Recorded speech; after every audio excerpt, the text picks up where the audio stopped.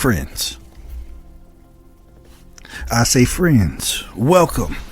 Welcome back to another amazing episode. Epilecture here at the Maincast Podcast.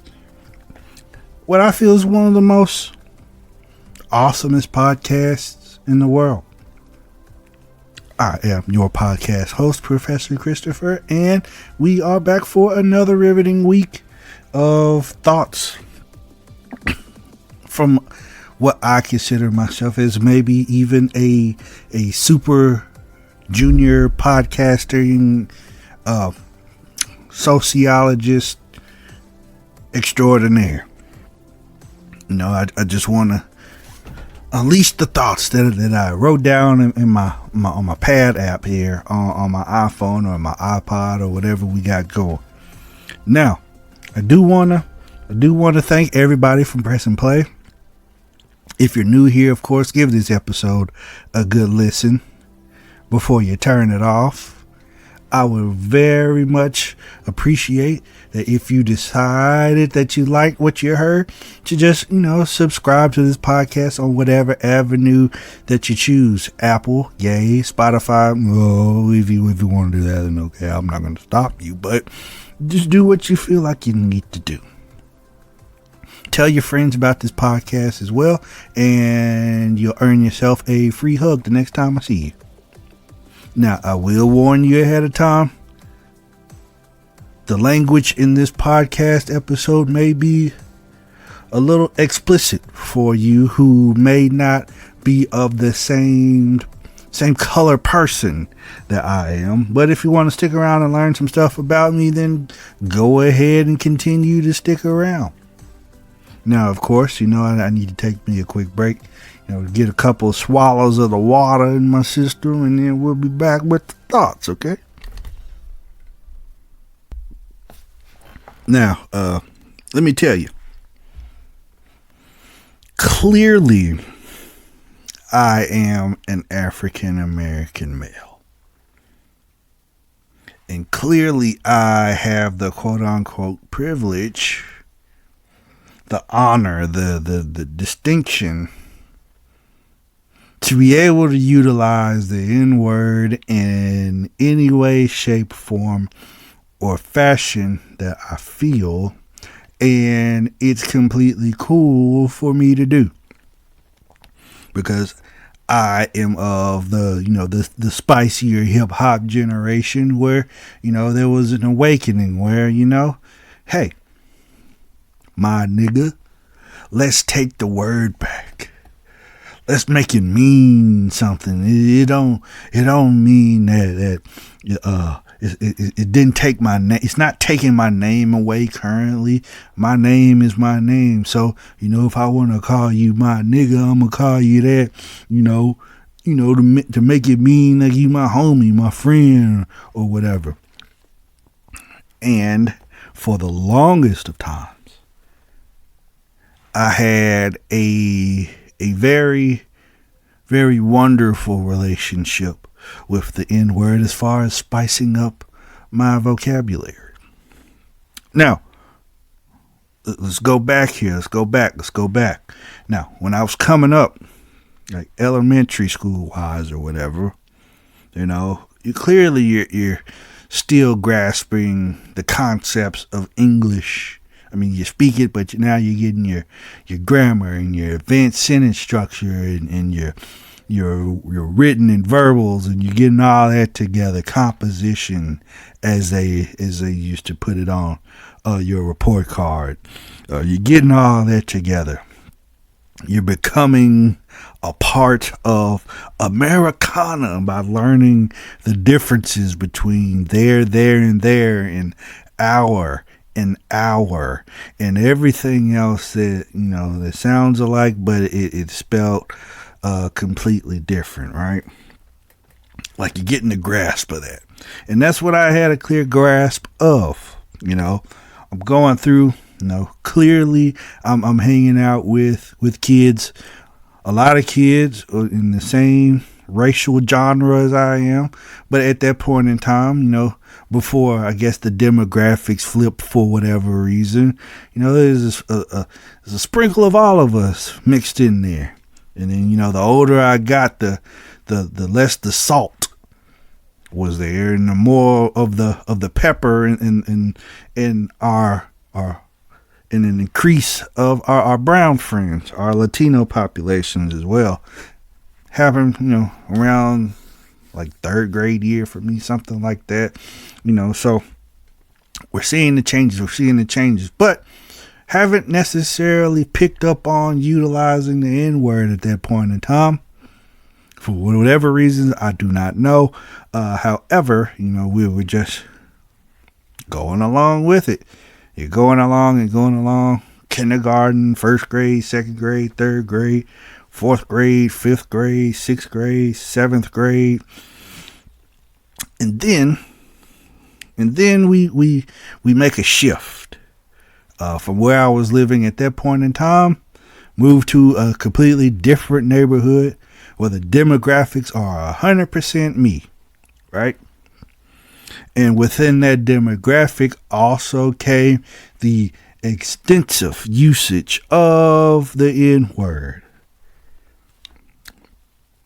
That's the N-word to you folks who ain't the same genre of nigga that I am, but nigga is what was being used very, very, very, very loosely. And in order to survive socially at that point in time, you gotta adapt. You gotta include some things. You really just don't understand, but at the same time, you gotta survive somehow. So guess what we did? We survived. And of course, as we all know, within the genre of African Americana, the N-word could be a person, place, or thing. It could be pretty much whatever you want it to be in the context of the conversation. Anybody can be the N-word. Of course, like I just said, anything can be the N-word. It covers a lot. So, you add that to your vocabulary. It's niggas all the time. Niggas everywhere. Niggas this, niggas that. Looking ass nigga. Ugly ass nigga. Big fat shoe ass nigga. All these kinds of things, that get you within the circles. You can survive. You can talk that talk. You can walk the walk if you need it. But you gotta have it handy. Then we move on. 8th grade, 9th grade, 10th grade, 11th grade, 12th grade, right? We got a healthy diet of niggas at that point. Niggas all the time. Niggas 24/7. Saying the word so much that your parents gotta stop you sometimes and say, son, I noticed your increase of the N-word. Where'd you get that from?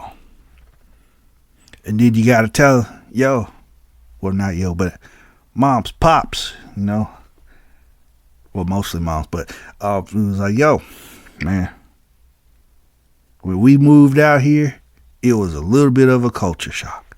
We went 20 minutes down the road, right? 20 minutes. Completely different zip code, completely different educational standards, all kind of stuff, right? Moved 20 minutes down the street, and the vocabulary of the area was just different from where I was at, what I was doing. So in order for me to survive, I had to learn how to incorporate it a little bit better. And I also had to learn how to utilize it in the form of slander, known by us Memphians here as checking. Now I know you're thinking like, well, you picked up on this in middle school, bro? Like, it was in my life for as long as I can remember. Well, yeah, it may have been for you, but not for me at that point in time. I mean, you got those older cousins and stuff. You talk to them, but they're talking to you like a child, right? They're not talking to you like they would talk to you. as if you were like someone their age, or maybe, a cousin of the similar age or whatever, right? So well, I didn't get that early indoctrination of using the N-word all the time again until I got into middle school, and I got a little bit older, and then of course, it's free range at that point. And then you're like, well, shit. Didn't you hang out? What kind of language was your dad using and all that? Well, of course, Pops wasn't using that kind of thing either, probably because of the era that he grew up in and everything else. However, there were times as I was getting older, of course, in that middle school, high school range where you did hear it a little bit more. However, it wasn't a thing that they just included in every conversation like we would, or we were at that point in time. So again, even in like social settings with like daycare, summer camp, stuff like that, I mean, we're talking to each other as kids would talk to each other. So there was no room in that particular area for me at that point in time to be inclusive of the word like that. Was I listening to music? Yeah, but I wasn't really getting the gist of what the lyrics were saying at that point in time. How could you? You got young ears, you don't hear that at that point in time. But as soon as you get older, boy, yes, you do. You hear it, and you hear it a lot. So again, my relationship with it, basically from 8th grade all the way into college, undergrad, and everything was niggas, everything. Like I said, right? And then one morning, I woke up and I was like, nah. I just started really listening to myself talk. And I was like, damn. Everything in my vocabulary involves me utilizing this word for everything. Now, I was never one of those types of folks to utilize other cursey type of words. I wouldn't talk about no bitches and hoes and all of that. Like, everything was the N word for me. And then one morning I just woke up, bro. I was tired. I was tired of using the word. So then I made the decision. I was like, yo, bro, I'm gonna just sprinkle it on there when I need it, every now and again. So now, maybe it's because I was in a different environment, or maybe, no, not really. I mean, I'm still surrounded by my genre of people, and of course, it was just a word. Didn't mean much outside of it being a colorful, comical replacement word or addition to make a joke or some slander or checking a little bit more spicy than what it would have been just using regular old plain ass English, plain boring ass King James ass English, whatever. But I was tired, bro. I was tired of using it. Them niggas over there, that nigga right there. That was just one point. I think I had gone a little bit overboard. I'll tell you this story. One time, there was a death, in our family friend unit kind of deal, and my mom called me and she was like, "Hey, so and so died, and they were wondering, and the family was wondering if you wanted to be a pallbearer." And then she goes, "Do you know what a pallbearer is?" Now, note, She woke me up out my sleep to ask me, at that point in time, I was working at FedEx at night. So, I was trying to get that little sleep during the day or whatever while I can. So she calls and she asks. And my reply, as a young sleepy individual, was, ugh, ain't that them niggas that be carrying the casket? And then she was like, what? And I was like, ain't that them folks that be, it's too natural for me at that point. Even with me being half asleep, my mind was saying, throw the N-word out there. I mean, at that point in time, I wasn't tired of it yet, but I woke myself up when I said that, because I was like, wow, did I really just say that? Didn't mean to. Sorry, Mom. We still talk about that from time to time. It's funny. It kind of wasn't funny at that point because it was a serious conversation. But yeah, that happened. But eventually, I just got tired. I got tired of saying it. I got tired of using it. It can still be around me, because I'm not going to stop listening to music. The things within our culture as far as arts and entertainment are concerned still contain the word, so it's whatever's whatever. But me personally, I stopped using it.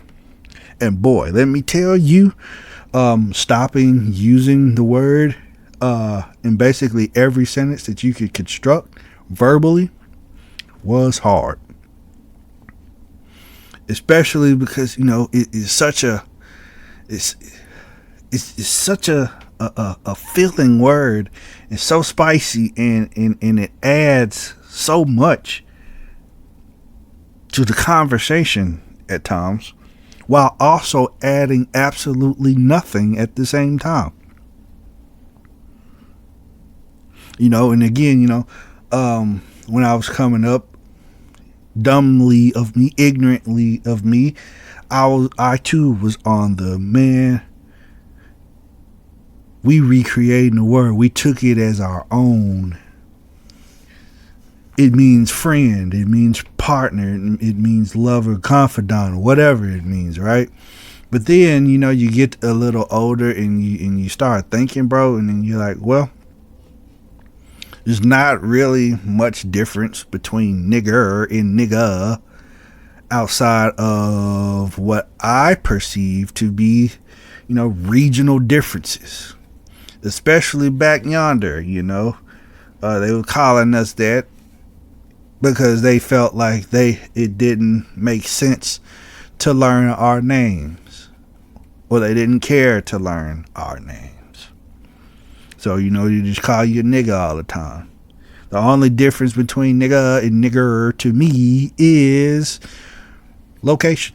Location. I feel like nigga is more of a down south kind of thing. And is for those, those northerners, northeasterners, northwesterners, or anyone else who doesn't live in the south and prefers over a. That helped me not utilize it as much. But let me tell you, finding words to fill the void that I created with the N-word was tough. It made me feel like I did not know how to talk, because I used it so freely, and I used it with so much enthusiasm that I just talking.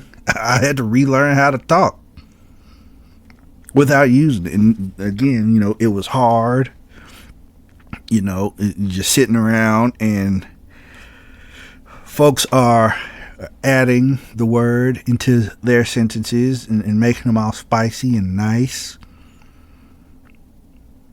And it was like, man, maybe I'm thinking about this too hard. Maybe I should just keep it around. But eventually, lessening the use of the word made it easier for me not to say it.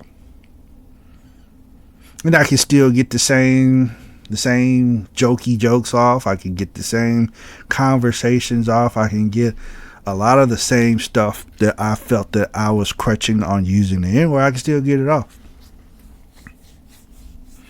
And don't get me wrong, this isn't me being like parsnickety, and it's not me feeling like I'm better than anyone who uses the word.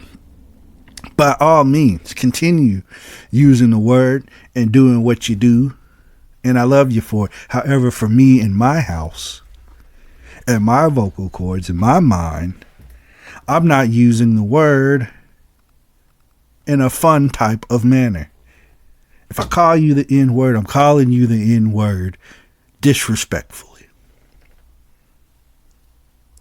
The original intent is what I'm thinking of if I feel like I need to use it.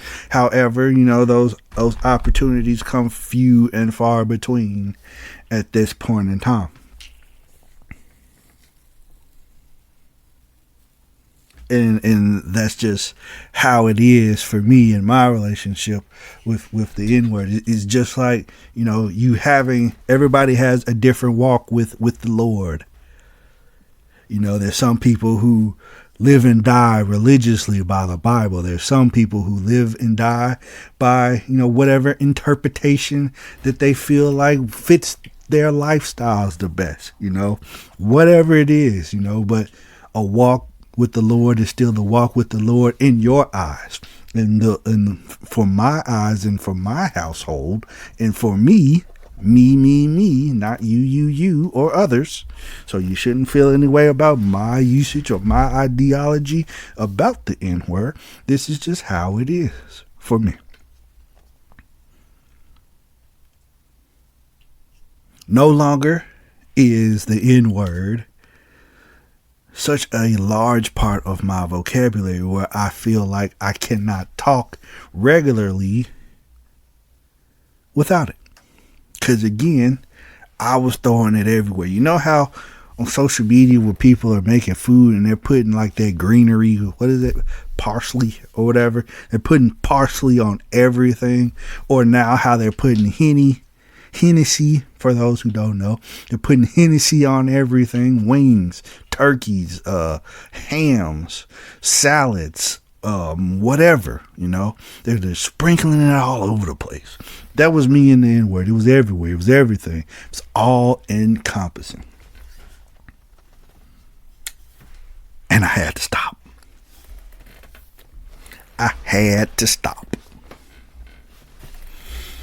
It was becoming too big of a monster, especially, with the ideology that I had about it. Is that I'm black, I can say it. You can't say it. I used to, in a way, when I first was trying to wean myself off of it, I was like, yo, bro, like, I'm trying to kick this, man. I'm like, stop calling me that, bro. Like, call me something else. My guy, bro, dude, something, bro. Let's help me out, bro. People stop talking to you when you tell them not to call you the N-word. If you didn't know that, that was funny. That was a fun thing to find out. I mean, people from time to time, they'll notice that you don't use it, but they won't say anything. They don't say anything now. But I guess when we were younger, it was like, dude, what's wrong with you? Nothing wrong with me, bro. We'll see. Hold on, let's rewind, because I say nothing wrong with me, bro. Like in an alternate universe, I'm probably still using the word. So I would have like, man, ain't nothing wrong with me, nigga. I just don't feel like using the damn word no more, bro, nigga. So see how quickly you just firing it off. Niggas all the time. Niggas everywhere. Niggas at work, niggas at church, niggas in the bathroom, niggas all the time. That was my vocabulary. That was, I mean, it wasn't holding nothing back now. Don't get me wrong. You know, it wasn't like I was putting niggas in compositions and papers and things of that nature. I probably had the urge to, or, you know, exhibiting some kind of frustration where, like, man, this nigga here, bro. And I could be talking about a white professor, or like, man, this nigga here, and I'm talking about some old lady in a parking lot that's walking slow, you know. I just had to get off of it. I had to get off of it because I would have been really, really messed up if I had to continue the usage of the word. And as liberal as it's getting now, somebody not my color would have thought that it was okay to partake in some niggerdom. And I would have really been upset about it at that point. You know, but we didn't let it get to that. So, if you ever see me in real life, you ever talk to me, and you know you want to get your niggerisms off, don't feel like you need to change your vocabulary. Just know that I won't be participating in usage of the N-word. That's just how it's gonna be. That's how it's gonna go. Like, I don't really think anybody should be offended by this or anything like that, because, I mean, it's me and my vocabulary. I mean, there's nothing really woke, no real woke reason outside of what I told you about the A and the and the regional differences, but it's just how I'm living it at this point. Maybe because I don't feel like I'm in a mode where I need to pick up the language and speak the same way for survival or whatever, social survival, whatever it is. I don't know. But I definitely, over, I say, the last 10, 12 years, somewhere in there, I just retired, bro. Like, at this point, if there was a Hall of Fame or maybe a jersey retirement for the usage of the N-word, then more than likely I'm in the Hall of Fame and my jersey is in the rafters. I was first ballot, brother. Or in the old way of saying it, my nigga, I was first ballot using that word, bro. First ballot Hall of Fame nigga user right here. Right here, bro. So, yeah, that's me. That's my relationship with the N-word. We're happily divorced. We've gone on our separate ways. It was a amicable split. You know, no real assets were lost or gained.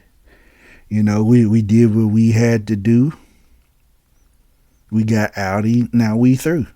So, you know, again, if that's what you want to do in your household and with your voice box, cool. You know, I know what you mean when you say it. You know what you mean too. However, it won't be reciprocated in the form of conversation. So, take that as you will.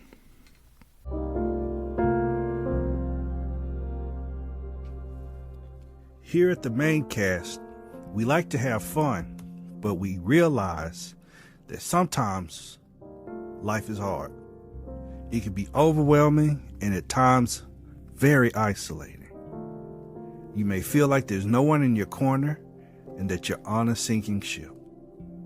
You feel like you need to vent and just be heard, but you don't want to burden your friends and family.